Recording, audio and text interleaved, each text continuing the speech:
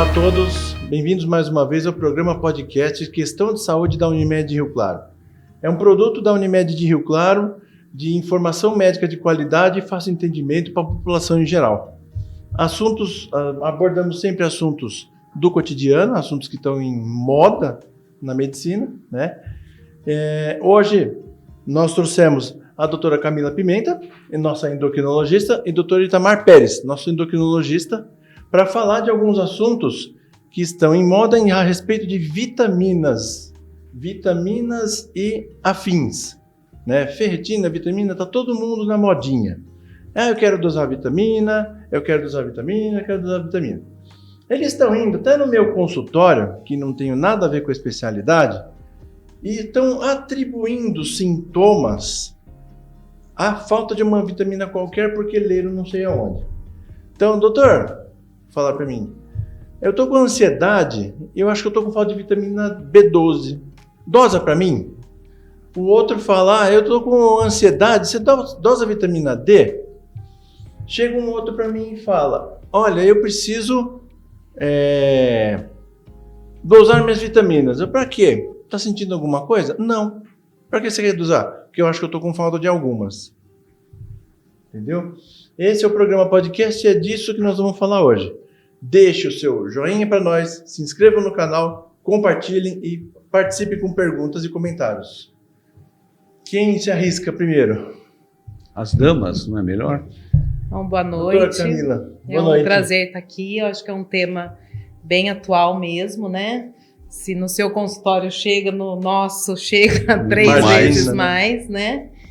E é importante a gente pontuar, né, o que realmente vale a pena dosar, qual que é a relação com os sintomas, né, as deficiências e os sintomas, porque nem tudo se explica por falta de vitaminas, né?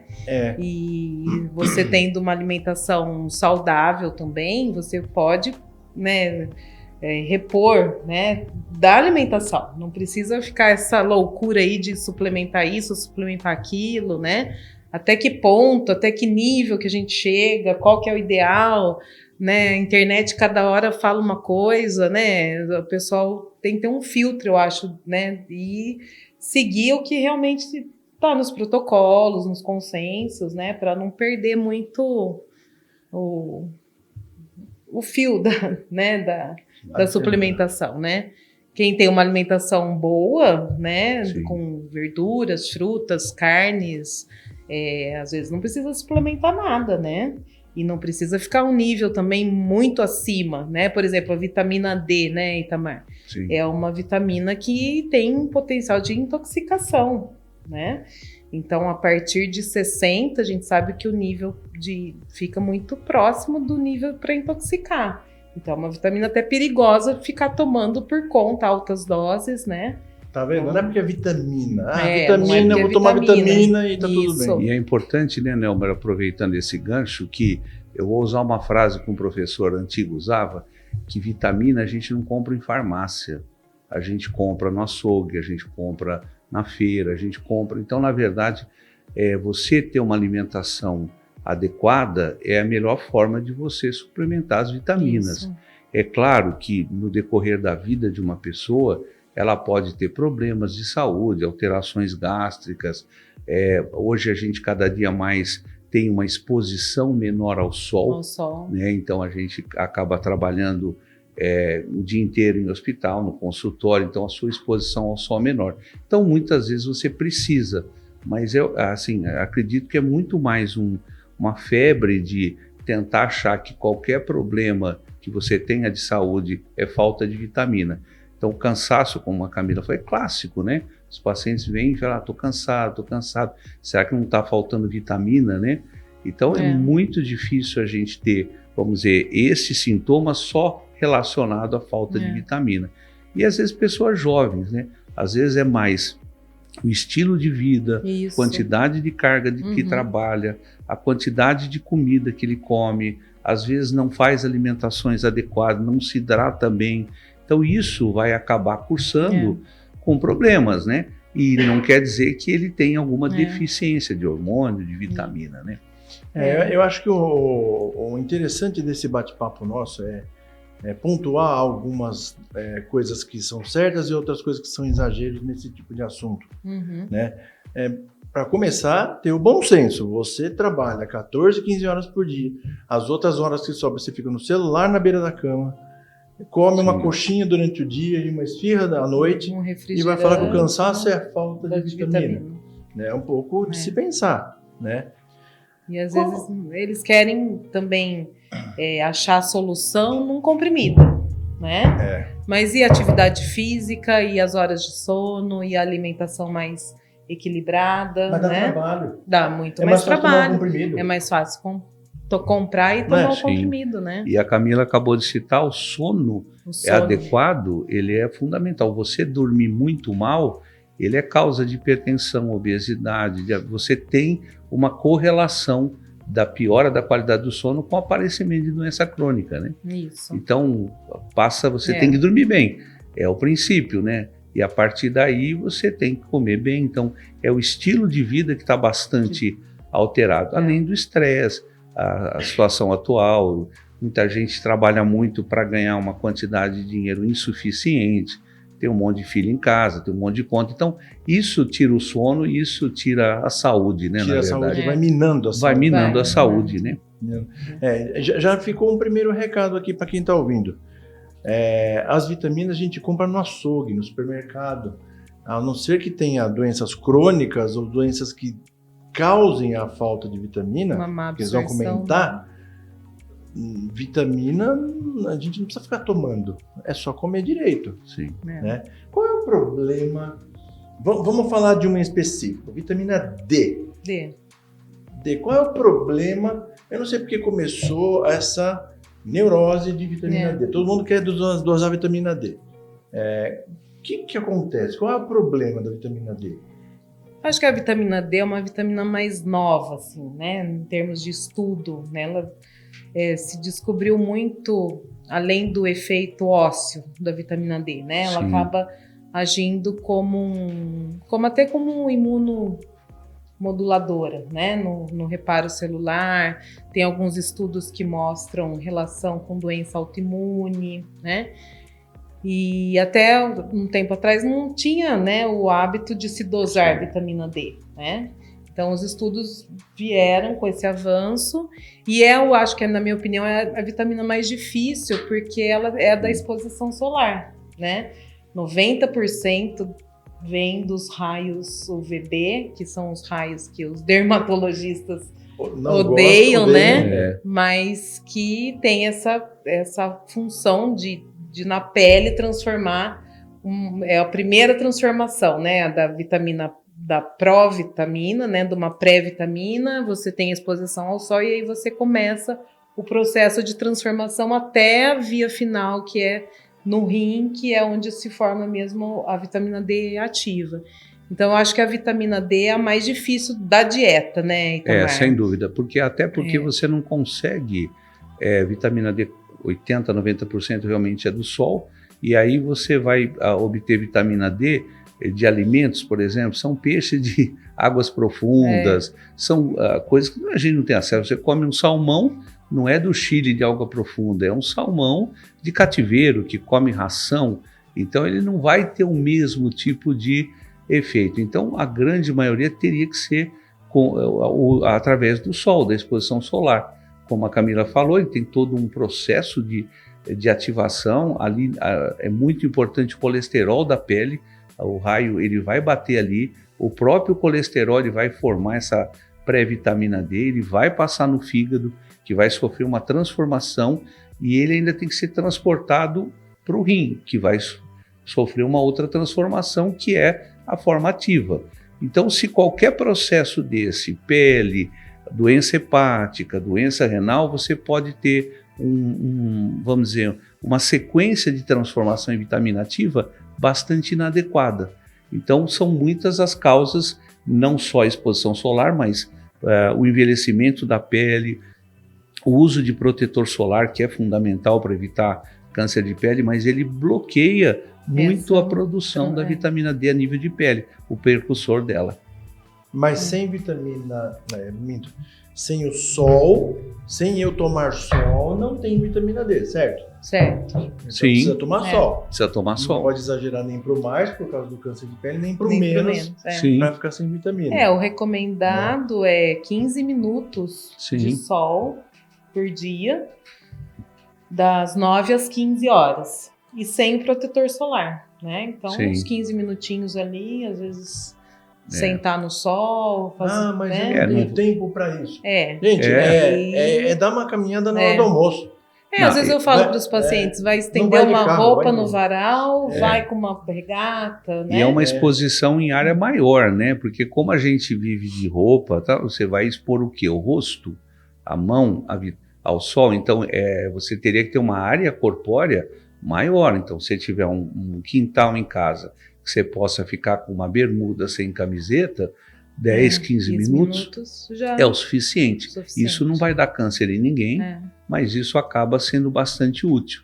Só que às vezes a pessoa tem a tendência de preferir um comprimido do que tomar o sol, né? E já vem um hábito saudável emendado nessa história, né? Você parar para almoçar. Sim. Coisa que muita gente não faz. Não tem esse hábito, não tem esse tempo, né? Não, mas não tem o tempo. É uma questão de prioridade. As 24 horas são as mesmas para todo mundo. Sim. Né? E às vezes perde 15 minutos em rede social.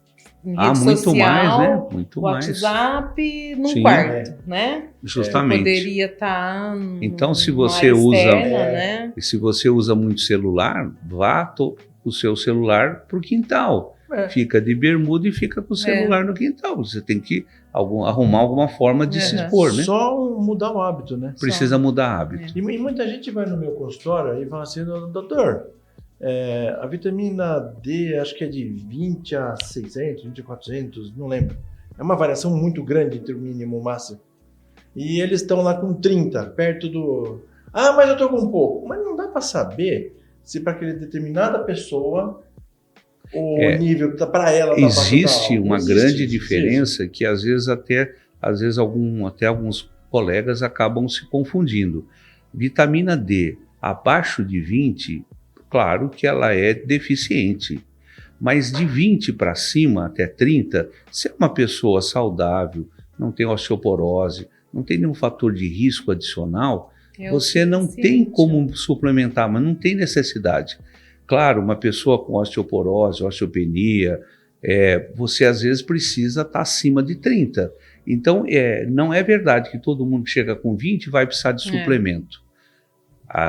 Isto seria em alguns casos específicos, né? Nos que tem mais fatores de risco. Fatores de risco, não tem você como... Você não vai ver uma pessoa saudável, que dorme bem, se alimenta, faz exercício físico, jovem. Sim. Com a vitamina D de 20, vai ter osteoporose? Não vai, né? Não. E outra coisa... osteoporose precisa de outras coisas. A Camila até falou uma coisa interessante, que você tem receptor de vitamina D para tudo que é lugar do seu organismo. A gente nem sabia disso, né? Porque achava-se que a vitamina D tinha um vínculo só com a questão da osteoporose, do osso. Mas a vitamina D, por exemplo... ela tem um aspecto de imunológico importante demais. O último consenso da Endocrine Society fala de suplementação sem dosar aleatória de crianças, de pessoas de 1 até 18 anos. Ele coloca lá, inclusive, que teria algum benefício para você diminuir as infecções respiratórias de repetição. Então, é muito interessante que parece que agora, isso é muito recente, está se tendo um outro tipo de viés para que a gente consiga usar a vitamina. Claro, isso não troca o sol, isso não substitui a boa alimentação, mas parece que tem uma vantagem bastante grande da suplementação nessa idade. Faria suplementação sem até dosar. Sem dosar nada, simplesmente o pediatra devia achar lá com 1, 2 anos, dar a dose padrão por peso para a criança daquela idade. De todas as vitaminas? Da D. Da D, especificamente a D. Tá. Ela teria uma importância grande nessa parte de infecções respiratórias, que são comuns nessa idade, né? E aí parece que teria um impacto positivo em melhorar a resistência da criança. Só que, por outro lado, também tem que ter o cuidado por conta do risco de intoxicação. Sim. Né? E aí pode dar desde arritmias, insuficiência renal, você tem que, de qualquer forma, monitorar, artéria, né? Então vamos pontuar para o pessoal entender. Sim. Se eu tenho falta de vitamina D, explica para eles que falta que é essa. Não é, eu estou com 30, eu tenho idade avançada, eu tenho alguma condição de saúde que me predispõe. Sim. A falta de vitamina D, para mim, vai causar o quê? Então, a gente considera deficiência abaixo de 20. Abaixo de 20. Né? É um nível adequado de 20 a 30 em jovens, né? Adultos jovens. E no idoso, que a gente considera deixar acima de 40, né? Sim. E aí os efeitos, né, da deficiência vão desde do osso, né? Porque a vitamina D ela é importante para a absorção do cálcio, né? Que vem da dieta, até infecções, risco de diabetes, obesidade. Parece que os obesos têm uma menor produção da vitamina D. Algumas coisas já se sabem, outras ainda estão estudando, né? Sim. E tem essa ação imunomoduladora, né? O obeso, com certeza, a pele muda, a questão do própria gordura, ela pode sequestrar a vitamina D, então ele fica obeso. Sempre a gente, quando é bariátrico, esses obesos, a gente acaba tendo que dosar mesmo de rotina, porque dá problema. Mas são condições especiais. Condições especiais, com sim. Cirurgia gastrointestinal de grande porte, que é a cirurgia da obesidade, na maioria das vezes. Você precisa dosar. Uma pessoa com câncer, uma pessoa acamada, uma pessoa com doença crônica usando medicação imunobiológica, talvez. Sim, né? sim. Precisa ficar dosando. Sim. Mas não é todo mundo. Não, Sim, não. Não tem necessidade dessa dosagem assim, geral, porque isso não vai adiantar. E quando dosa, e é uma pessoa jovem tem 20, eu vejo muita gente prescrevendo ou tomando vitamina D, que não há, e também não há estudo. Por exemplo, a gente sabe que a vitamina D, todas as vitaminas, a gente tem assim, a gente fala ADEC, né? Vitamina A, vitamina D, vitamina E, vitamina K são lipossolúveis. Então elas armazenam e elas são os que têm risco de intoxicar. Por exemplo, você não vai intoxicar com vitamina C. Você tomou um monte, ela vai sair na urina, o que você não precisa. Mas elas acabam... Essas 4. Essas específicas 4, elas acumulam e elas podem ter efeitos deletérios, né? Vitamina D intoxica. Geralmente, quando começa a parte acima de 100, 100 e pouco, ela já dá muito problema. Não tem estudo real, sério, que mostre que você manter uma vitamina D acima do valor de meta é benéfico a nada. Não existe essa comprovação, isso é bastante aleatório. Então, quem faz isso faz... empírico, né? Empírico, faz de uma forma sem... um consenso, um embasamento, né? E medicina é embasamento, né? Sim. Você tem que ter um embasamento para poder, né, desenvolver. E mesma forma, né? Eu queria até que a Camila falasse um pouco da reposição da vitamina D. Então, por exemplo, a gente vê, né, Camila, que as pessoas acabam, vamos dizer, usando às vezes doses não efetivas, ou usam pouco, ou usam muito, ou usam o tempo fora do normal. Eu queria que você falasse como que você usa também, né, a vitamina D. Eu prefiro até a vitamina do uso diário, né, porque tem comprimido. Sim.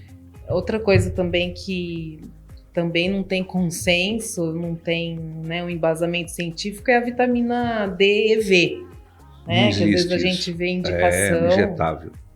A vitamina D tem que ser via oral, né? Tem as apresentações semanais, tem apresentações de alta dosagem que você pode até usar uma vez por mês, né? Mas eu gosto mais da de uso diário. Que aí usa... De A a Z. Não, a vitamina... Só ela. É vitamina D ela, que você né? toma todo dia, que aí, se a pessoa está deficiente, eu costumo usar de 4.000 por umas 6 semanas e depois eu deixo a manutenção que é de 1.000 a 2.000 por dia. Por dia. Exatamente. E aproveitando o que a Camila colocou, existe um consenso atual que quanto mais você concentrar a vitamina D em tomada única, para o idoso, por exemplo, ele aumenta o risco do idoso ter queda, ter fratura. Então é desinteressante a gente usar a vitamina, é mais interessante usar a vitamina D diária. Então você vai usar 50 mil lá por semana, você vai usar em torno de 7 mil todo dia, 6, 7 mil diário. E aí você tem um uso de 2 meses, 3 meses, e a partir daí você vai ter que passar por uma dose menor do que essa de manutenção. Que é onde a gente vai manter esse indivíduo sempre monitorado, mas usando uma dose de manutenção. Mais um recadinho, né? Não é porque é vitamina que é inócuo. Não é inócuo. Né? É a mesma lenda urbana que você fala, isso aqui é fitoterápico, isso aqui é plantinha, morre, não faz mal. Sim. Se não vai fazer bem, não faz mal. Tem fitoterápicos, nós tivemos já vários casos, né, internados no hospital, fez hepatite por fitoterápico, né? Tem que saber prescrever, tem que saber dosar, tem que saber administrar. E entender, né, no caso da vitamina D, por exemplo, numa doença, a pessoa tem uma doença autoimune, né, porque estava muito na moda usar altíssimas doses como tratamento dessa doença autoimune. E não tem nada a ver isso daí. Não tem estudo, não tem nada evidenciado. Você usa para deixar, no caso de você ter uma doença autoimune e você ser deficiente, você corrige a vitamina D, né, e isso vai te ajudar na sua doença autoimune. Né? Mas não que seja o tratamento da doença autoimune, que o pessoal confunde muito. Aí usa altíssimas doses, né? Eu já peguei paciente usando 10 mil por dia, porque ouviu na internet que precisava manter em torno de 300 a vitamina D. Não existe isso, né? É recente que a vitamina D, ela ajuda em doenças autoimunes e ajuda na imunidade contra infecções. É recente isso tudo. Ajuda, não é a causa do problema. Eu vou tomar vitamina e não vou mais ficar gripado. Eu não vou tomar vitamina, o meu reumatismo vai sarar. E também você não pode ter lá, né, uma amidalite bacteriana purulenta e resolver achar que é só vitamina D, e não vai tomar antibiótico. Não tem lógica, né? Esse negócio de vitamina não é de hoje, né? O Linus Pauling, não sei se você sabia dessa. O Linus Pauling, aquele químico que inventou, que descobriu o átomo, ele falava que tomar altíssimas doses de vitamina C, isso 500 anos atrás, não lembro quando é que ele viveu, prevenia o câncer. Então ele tomou 2, 3, 6, 8 gramas de vitamina C por ano durante vários anos. Ele adoeceu do quê? Câncer. De câncer. E aí falaram para ele, mas o senhor não falou que a vitamina C ia prevenir o câncer? Mas assim, eu tomei pouco, devia ter tomado mais. Não dá braço a torcer, né? Não dá braço a torcer. Então, esse achismo é um método que a gente não usa mais hoje. Tem critérios para dosar, administrar a vitamina D. E só para aproveitar o que a própria Camila falou das apresentações injetáveis, elas são só indicadas para casos extremos, né?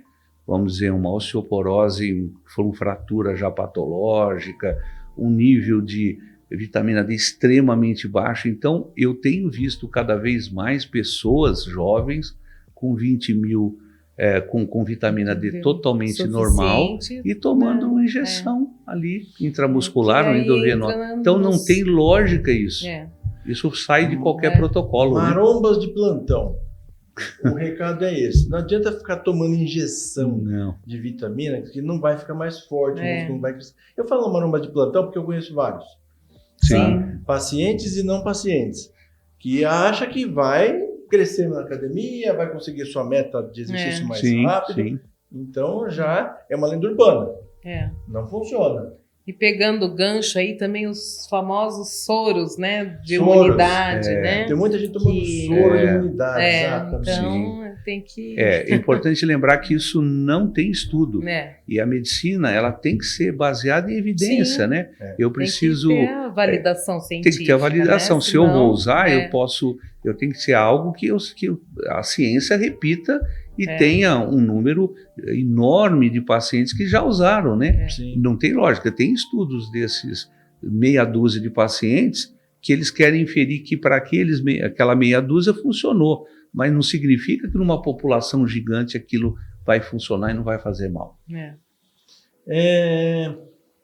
De vitamina D, deu para esclarecer um pouquinho? Acho que sim, né? É importante só lembrar a vitamina D, então, para a questão do osso, quando ela é ativada, ela tem aquele mecanismo, ela vai ativar células que são osteoblastos que vão produzir osso na cortical.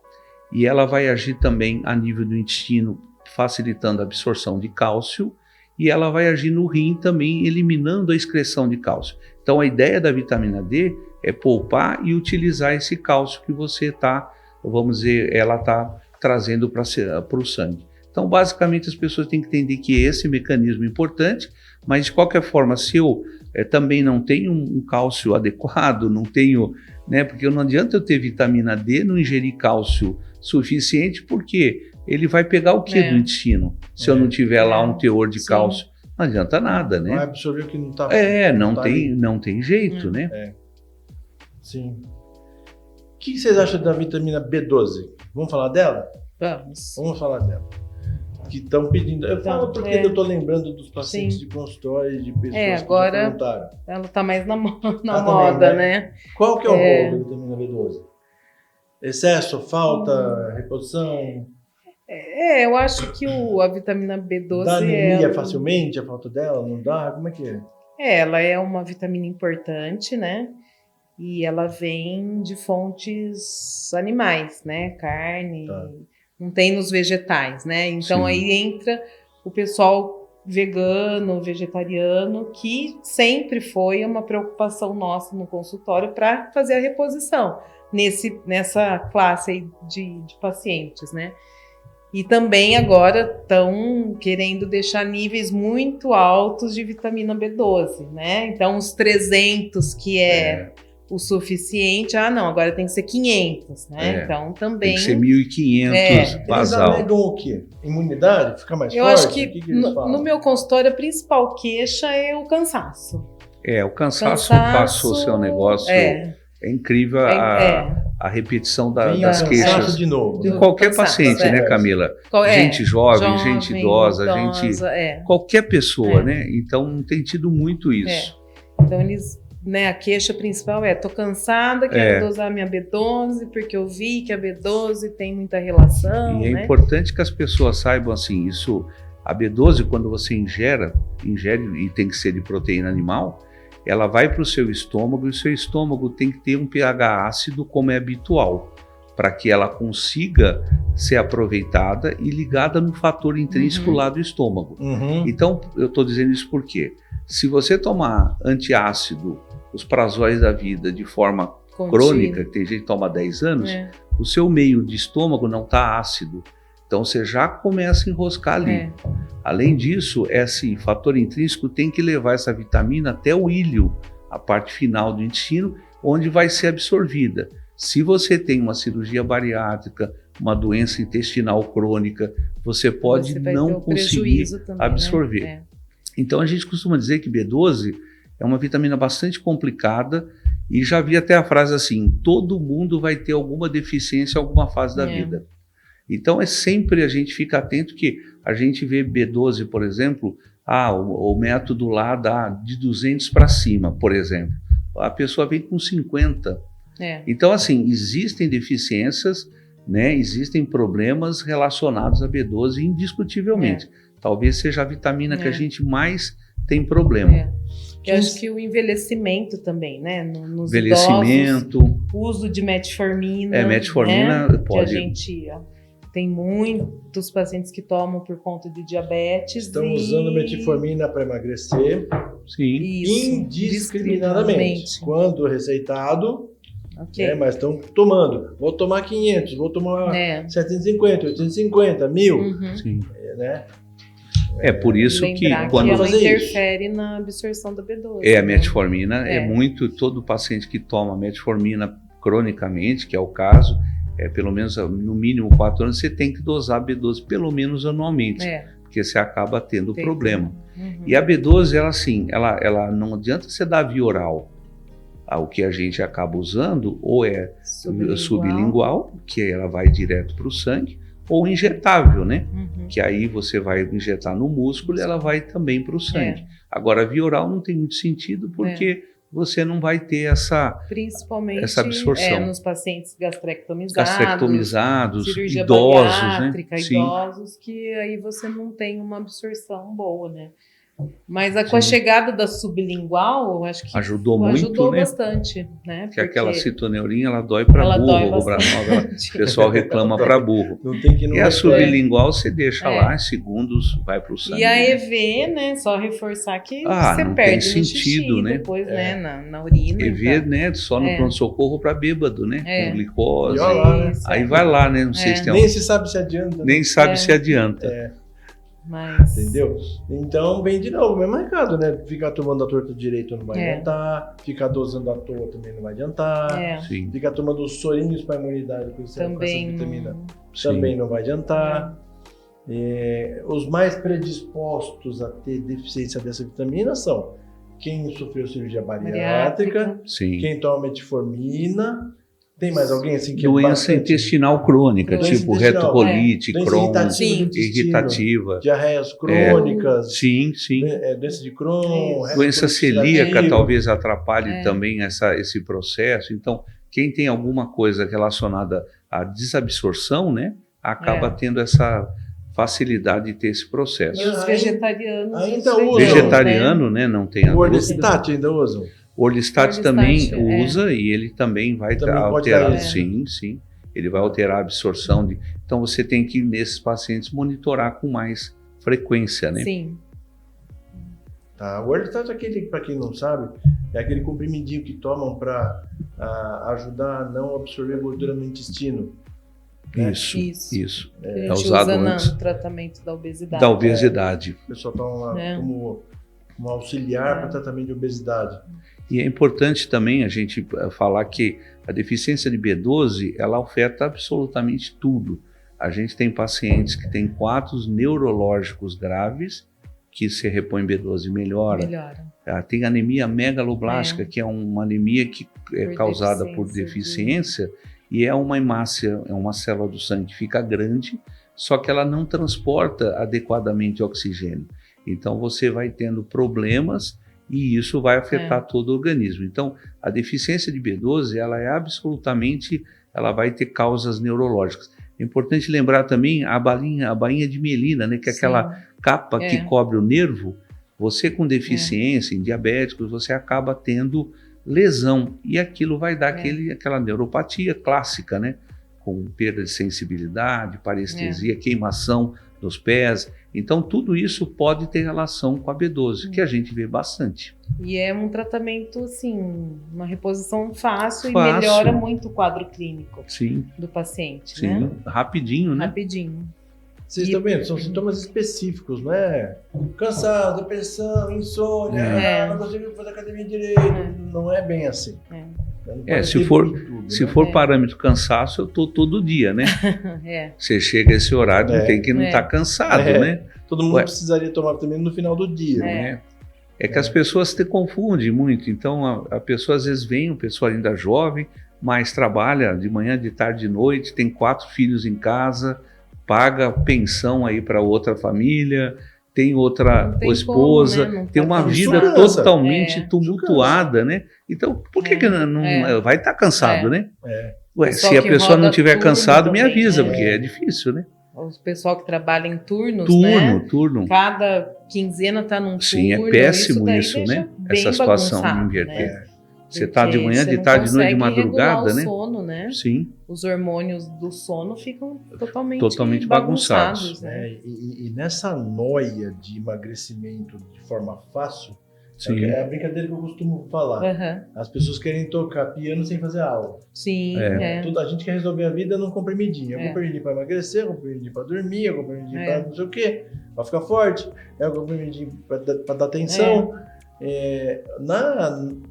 No assunto obesidade e emagrecimento, tem um pandemônio de coisas que se mistura que afeta toda essa bioquímica do corpo, né? Sim. A absorção de vitaminas, principalmente. Aí você acaba tendo outros efeitos indesejados de um negócio que você acha que está fazendo certo.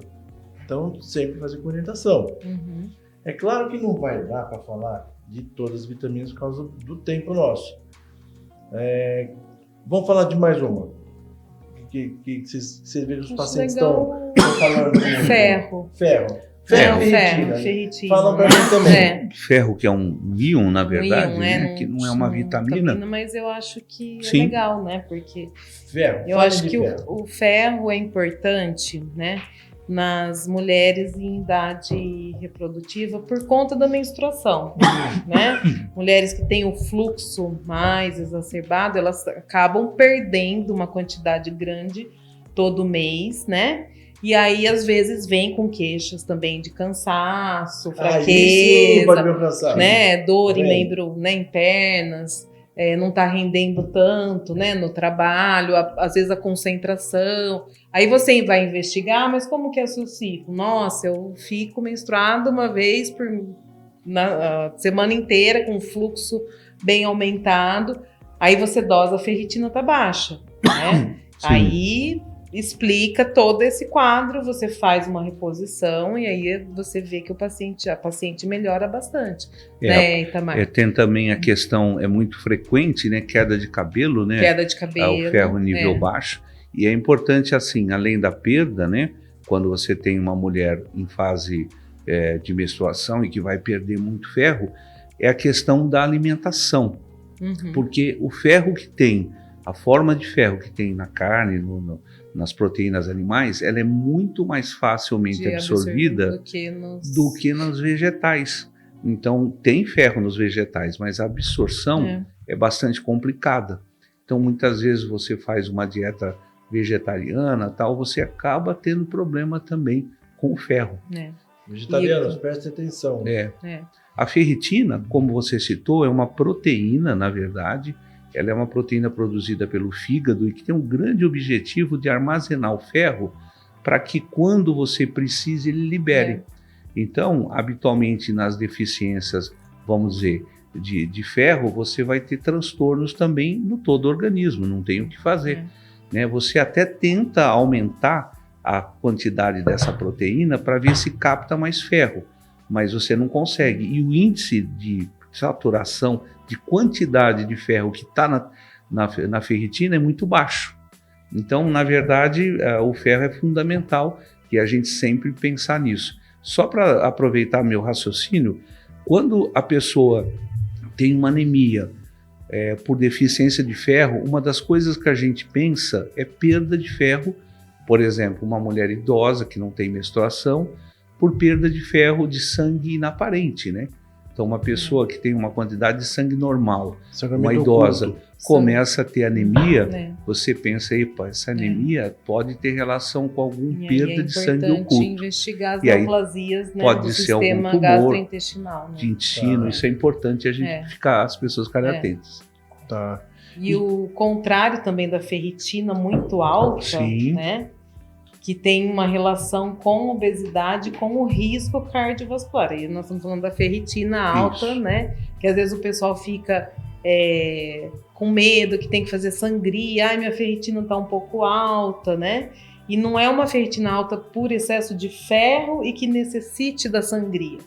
Mas tá, às vezes, com uma obesidade visceral. É um marcador de inflamação visceral. A ferritina. Né? Às vezes você vê pacientes que altamente elevados, é um marcador de inflamação, né? Então, um cara muito obeso, diabético, hipertenso, né? ele vai ter essas ferritinas elevadas. E, na verdade, você não tem que fazer sangria, você tem que tratar o peso, a questão... Emagrecendo, melhorando os fatores aí, essa ferritina vai caindo. Vai caindo, sim. Para esclarecer para quem está ouvindo, as pessoas mais predispostas a ter distúrbio que eu digo falta, diminuição de ferro e ferritina, quem seriam?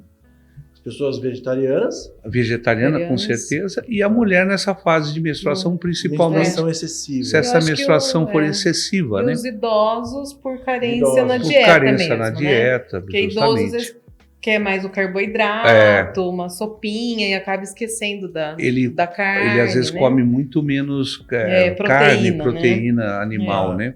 A própria digestão é mais lentificada e aí você acaba, vamos dizer, tendo uma dificuldade nessa situação. Mas acho que seriam esses os grupos, os grupos, tá. É fácil a reposição? Do ferro? É fácil. É fácil.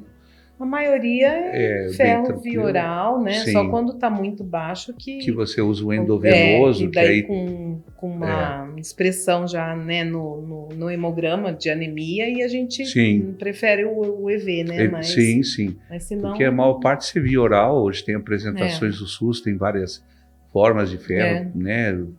Quando você compra em farmácia também tem outras formas mais fáceis de absorver, porque o ferro ele costuma dar problema, principalmente o sulfato ferroso, é um ferro muito elementar, né? E ele acaba alterando o intestino, as fezes ficam escuras, ele prende o intestino, né? Isso. Então é um remédio que às vezes não é muito bem tolerado.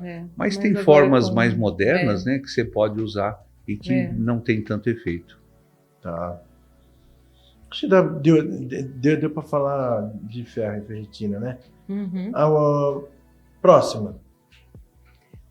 Vitamina? Eu acho que a gente podia falar um pouquinho do selênio, né?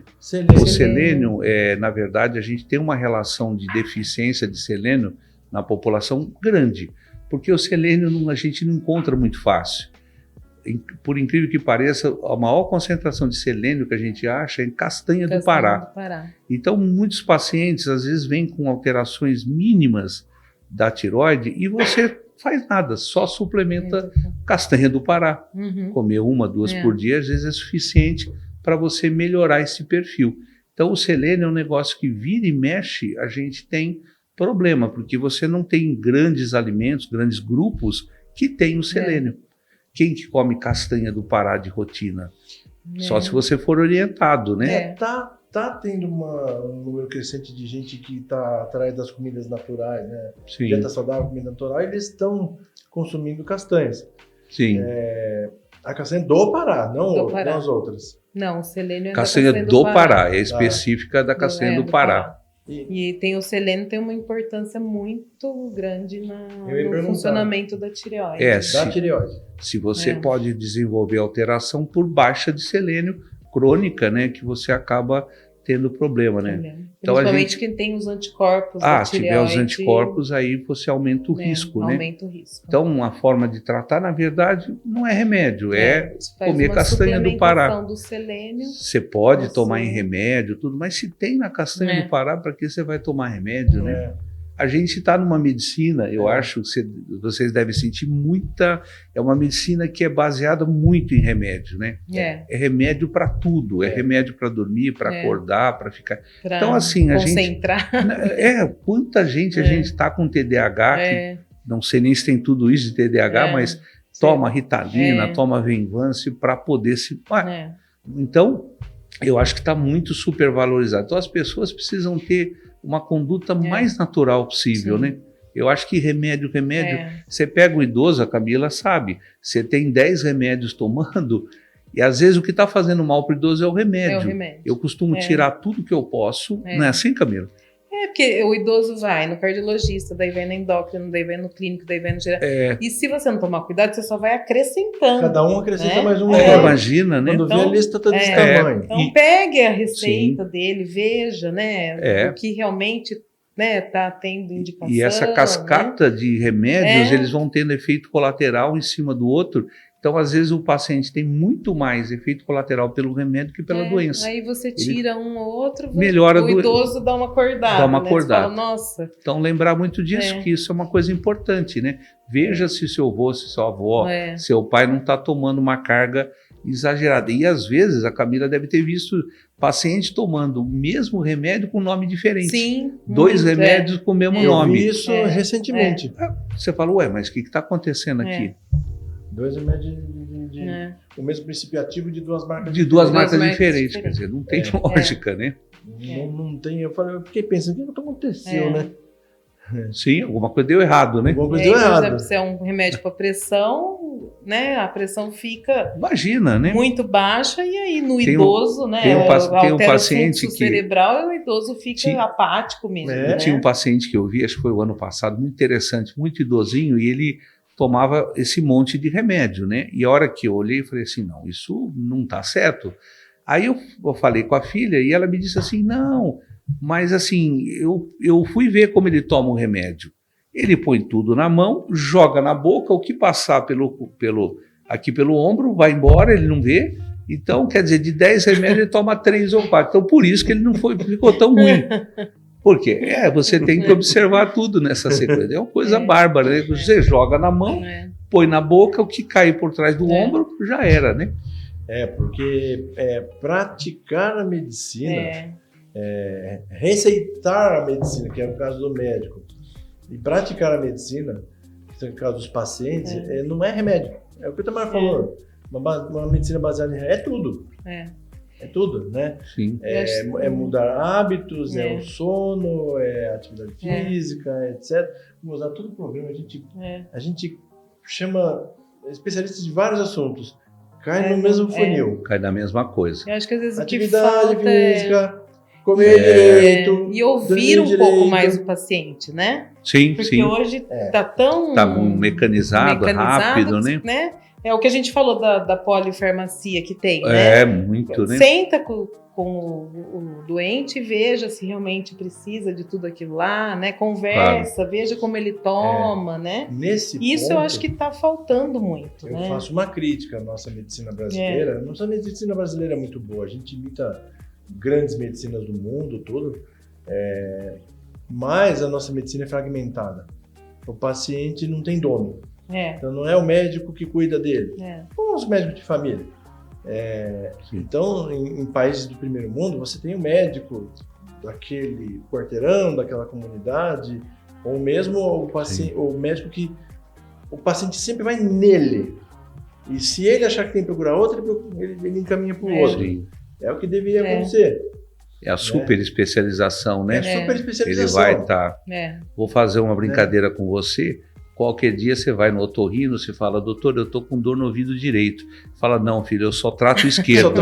É outro colega, né? Não é assim? Não está demorando para acontecer isso. Não está demorando, né? Não está demorando. Né? E a vitamina E? A vitamina E... Eu perguntei dela porque eu vi gente pedindo para usar a vitamina E recentemente. Fala, Camila. Sem quadro clínico. Ela está relacionada, por exemplo, com muita mastalgia na mulher, né? Sim. Mulheres que têm uma TPM forte, às vezes eu entro com a vitamina E no período pré-menstrual, melhora. Sim. E na esteatose hepática. Sim, né? a gente Ela tem usado também. Uma ação também Sim. de reduzir a oxidação, ajuda também, né? Lembrar que ela entra naquela lista do ADEC, né? Que também e essa vitamina E, ela é lipossolúvel, ela fica armazenada. De intoxicação você tem que ficar atento para não intoxicar, né? Eu não, geralmente, acho que você também não tenho problema com vitamina E. Não. Porque ela não está na moda agora. O povo que tem quadro clínico por causa de vitamina E? Não, né? Não, a mastalgia, né? A mastalgia, a dor no seio. Eu costumo orientar que use no período pré-menstrual. Acho que a doença, aquela de Peyronie, né? Que o urologista usa, que o pênis vai entortando, né? Vai formando uma fibrose. E uma das tentativas é vitamina E também. Mas a esteatose, que tem indicação de usar por um ano. Por um ano que você pode estar usando, mesmo né? estando em níveis normais. Eu tenho um nível normal de vitamina E e tenho esteatose. Não costuma dosar. Não costuma dosar. Você acaba receitando, né? E acaba não sendo uma vitamina. Tem fácil em farmácia? Sim, tem. Injetar? Não, via oral. E hoje, inclusive foi o tema de um dos programas, uns 2 ou 3 atrás, esteatose. Sim. Esteatose é um coisa tema muito mais prevalente do que a gente imagina. Muito mais nocivo do que a gente pensa. Né? E é a principal causa hoje de transplante de fígado, não é mais hepatite. Há muitos anos atrás se falava em hepatite C, B. Hoje a esteatose é o que mais leva à questão de você desenvolver a cirrose e precisar de transplante. Então não se preocupe com a vitamina E. Não tem um grupo de pessoas que é mais predisposto a ter deficiência de vitamina E? Não, desconheço. Eu acredito que não. Na literatura. Não, eu não tenho assim tanto conhecimento de vitamina E, mas acredito que não. O que eu queria até botar em questão aqui às vezes em pacientes, e na maior parte vem alterada, é vitamina C. Eu tenho visto baixo, né? Então, assim, é muito difícil o significado disso. Será que o exame ele mostra? Porque, assim, as pessoas talvez não estejam mais usando tanta vitamina C. O que você acha, Camila? Você vê também vitamina C baixo? quase todo vitamina mundo C, que dosa tem com a Eu vitamina acho que C o baixa. kit de laboratório da dosagem Não é tão adequado. Real, né? Isso. Porque vocês não encontram um quadro clínico Sim, compatível. Não. Às vezes a pessoa até faz o exame, que é com essa moda de vitamina, né? Você faz lá um monte de vitamina, e aí de repente você chega com a vitamina e você não tem um significado. Outra dica, né? O que a gente sempre fala, a gente não pode pedir exame se não tiver quadro clínico. Você vai encontrar um negócio, se não tiver quadro clínico, o que você vai funcionar você aquele vai tratar exame? o exame? O não trata exame, tem que né? ser complementar uma hipótese diagnóstica, né? A pessoa chega com a vitamina C lá e fala assim, o que eu vou fazer com isso, né? É por isso que não existe, gente. Em algumas situações até existe, mas não existe o tal do check-up. Fazer 50, eu vejo 50 exames, 80 exames, 40 exames. Eu preciso fazer para ver como é que tá a minha saúde. Como é que tá a sua saúde? Tô dormindo mal. Você tá usando o celular na cama? Tô. Você vai dormir mal. Você faz a higienização de sono? Sim. Não faz, fica em tela, né?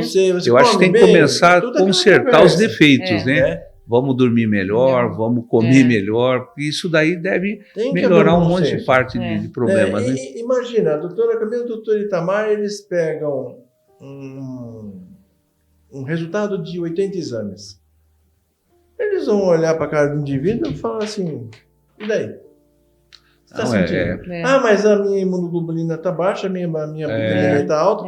Eu falo, tá bom. É a mesma coisa do cortisol, né? O cortisol é um exame de moda também, que as pessoas pedem. E doença de cortisol é rara, é grave. Então as pessoas acham que investigação é difícil. É difícil, né? Não é dosar um cortisol de manhã que vai resolver. Vou dosar o cortisol para ver se eu estou estressado. Não tem lógica, né? É claro que se estiver estressado, o cortisol vai aumentar, mas não significa que o cortisol seja o problema, né? Então tem toda a relação. Então, em medicina... E uma coisa que atrapalha, desculpe interrompê-lo, assim, aproveitando esse assunto, é o Google, né? Que ele é um instrumento... Eu nunca vi o Google ajudar paciente, ele ajuda médico, que sabe onde procurar, você vai em coisas indexadas, em coisas de... Porque hoje está tão complexo, se eu for procurar um assunto que seja de engenharia, eu também não vou saber o que está real ou não, porque tem muita informação controversa. Então, como você vai acreditar naquilo? O paciente, quando lê, ele lê errado, ou que ele lê certo, mas não está certo o artigo, ou que ele lê certo e não sabe interpretar. Então, o Google nunca ajuda o paciente do ponto de vista médico. Eu ia falar exatamente isso. Quando você me interrompeu, era isso. A medicina não é baseada em Google. Não. E eu falo para os pacientes que a busca de informação em saúde confunde mais do que outras coisas. Se eu for procurar assunto de engenharia, eu não entendo nada de engenharia. Eu vou me confundir até um certo grau. Arquitetura, mesma coisa. Qualquer ciência que eu não entendo. Mas saúde confunde mais. Essa é a impressão que eu tenho. Para começar, que a medicina não é uma ciência exata. Começa daí. Sim. Né? Justamente. Eu tenho 2 gêmeos monozigóticos, gêmeos idênticos, tem a mesma doença, toma o mesmo remédio, um acontece isso, outro acontece aquilo. Justamente. Né? Então, você até quando você coloca, eu tenho usado muito com os alunos, com quem a gente tá acompanhando a inteligência artificial. Então é fantástica, mas se você não colocar no prompt as coisas corretas e as coisas que vão levar a um raciocínio e um agrupamento de dados corretos, você não vai ter resultado bom.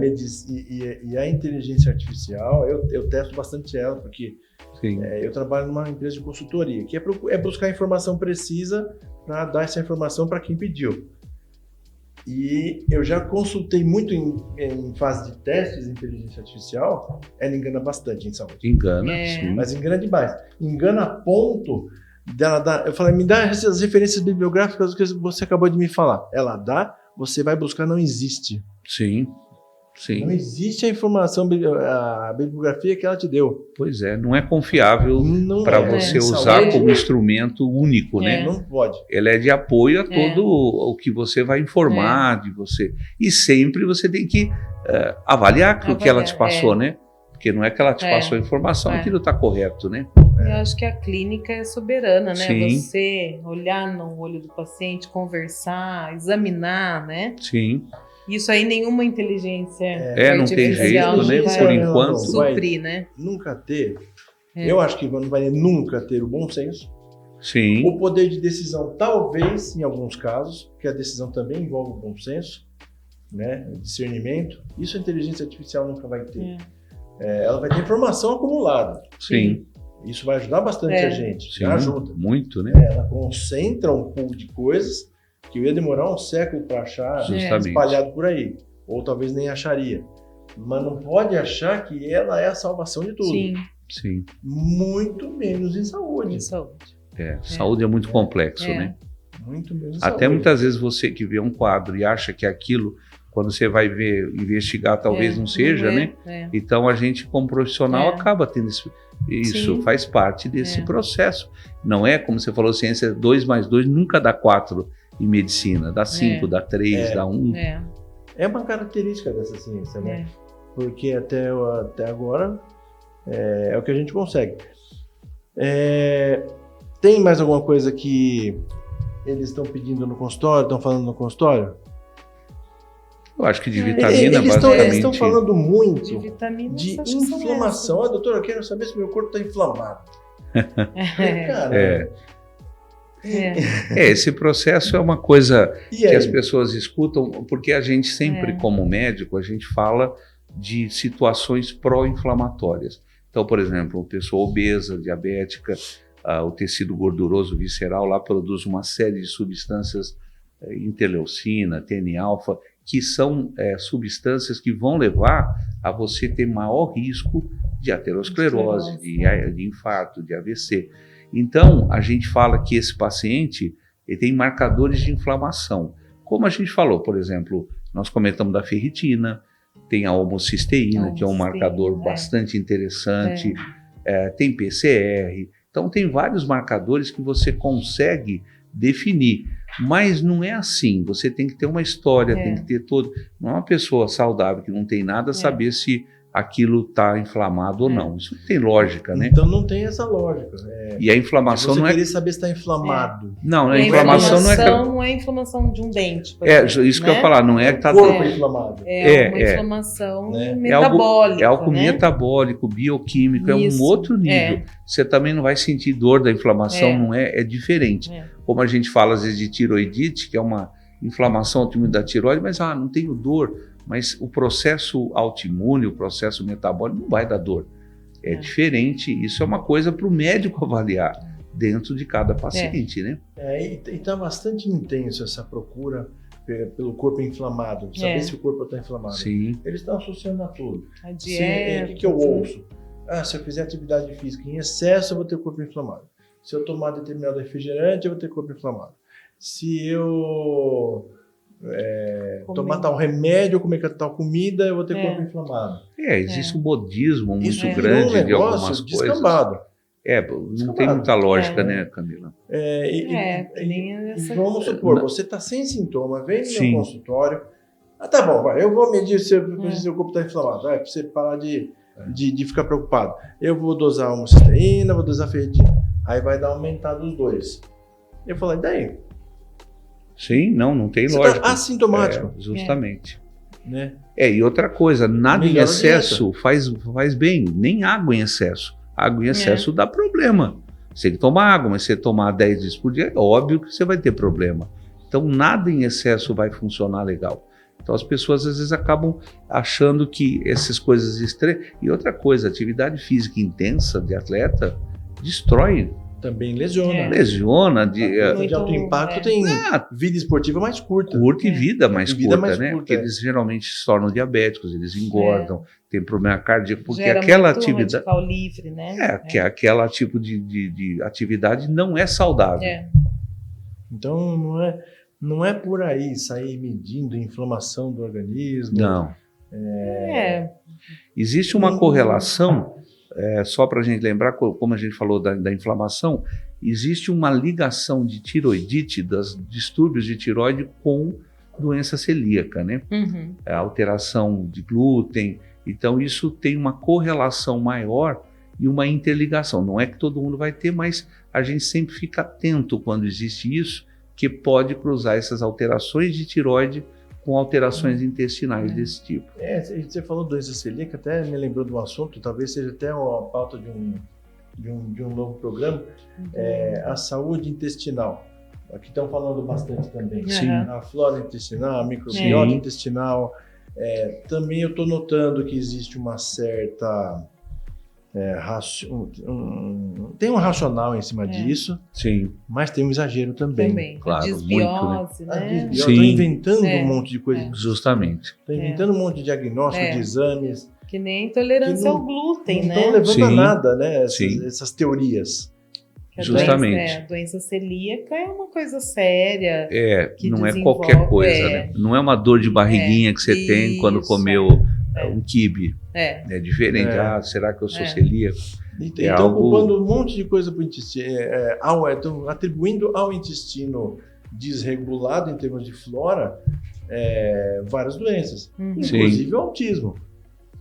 Essa não tinha visto. Estão falando que o autismo é um problema intestinal dos pais que tiveram a criança, da própria criança, e receitam um monte de coisa, um monte de remédio, dietas com ácido, não sei o que. Eu estou vendo coisas que eu falei, meu Deus, não tem nada escrito. O que a gente tem, séria. Que parece mais que tem algum tipo de estudo melhor, é a questão de alteração dessa flora, uma desbiose, e você colonizar o seu intestino com bactérias que não são legais, não são boas. Quando elas morrem, aquela cápsula é destruída e ela entra dentro do sangue. Parece que tem isso uma relação grande com diabetes, por exemplo. Né? Então, isso tem estudos avançando nesse sentido. Mas, assim, isso é uma coisa, exagero é outra, né? Eu estou vendo bastante exageros nesse sentido, né?